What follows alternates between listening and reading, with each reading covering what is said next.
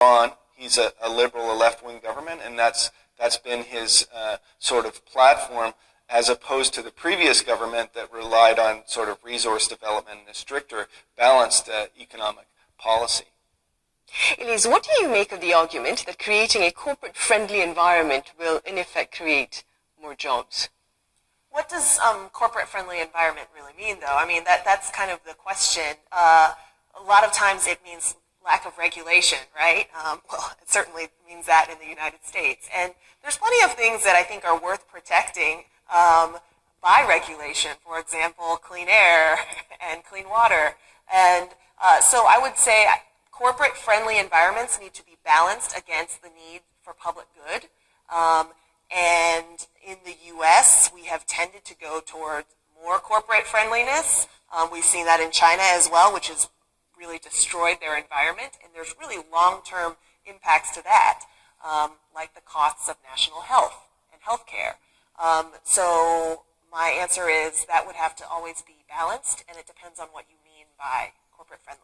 Right. South Korea Moon has vowed to increase corporate tax, I think, from 22% to 25%, and you would call that, not definitely corporate friendly or business friendly move. Another thing that he's done in terms of the environment is he's pledged to take diesel cars off the road. They've become much more popular in South Korea because, they're more fuel efficient, but they release more of the 2.5 particulate matter into the air, which is so damaging to one's health. So he's pledged to take these off the road, and you've already seen a little bit of pushback from the business lobby, especially the automotive lobby, against that move. And even some transportation companies are saying, look, this is going to cost a lot of money.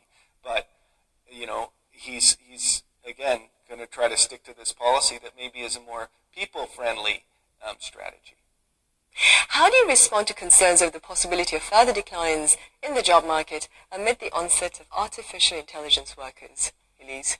Well, this is something that Frank has talked about in lots of previous shows, and I think that his point that he made earlier in this program is a valid one, which is that we have been expecting technological innovation to replace workers, human workers, for a long time. This has been something that many people have foreseen, and yet that hasn't happened at the rate that we expected it would. And so to expect that AI would replace workers at a faster trend, I think is probably misguided. I mean, I think that it's still valued enough in the sort of labor market that humans are behind things, and also humans also not only get retrained, but also become entrepreneurs, right? And then start new companies to replace or to sort of fill new needs. And I think that what we really need, as I spoke to earlier, is more innovation in ideas and risk-taking, venture capital, just opportunities for people to start companies and make their own future. Yeah, I completely agree. I think that we'll always have a certain number of people be unemployed, but what technological innovation does, in addition to perhaps push some people out of work, it encourages those people and other people into new business opportunities that will generate greater public goods, more convenient inventions for everybody to use. Right. Totally agree with that. It is an opportunity, but still, when I see the news that computer starts writing article, then I'm a bit worried. Right. Well, Koichi mentioned this earlier as well. There are limitations, there are restrictions that the government is likely to face in its attempt to expand job opportunities. But what would be a productive role to be undertaken by a country's government to ensure that employment is out there waiting for its people, Frank? One of the curious things that I did, when I was sort of preparing for the show, is I went to the Government of Canada website. The first tab at the top, jobs. That was the first tab. Find a job, click.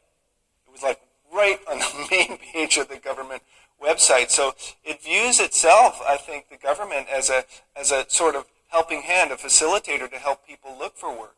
If you're a company and you need somebody, to fill a vacancy, you can go to a government office and you could post an ad. I remember when I was 16 years old and I was looking for a part-time job, I went to a Canadian government office and there was a job posting boards on boards that you walked around and looked at little cards that had jobs listed, and I applied at some of those jobs. I think I might have got a job there, but my sort of traditional way of looking for a job was to wear out some shoe leather and walk down the street and knock on doors.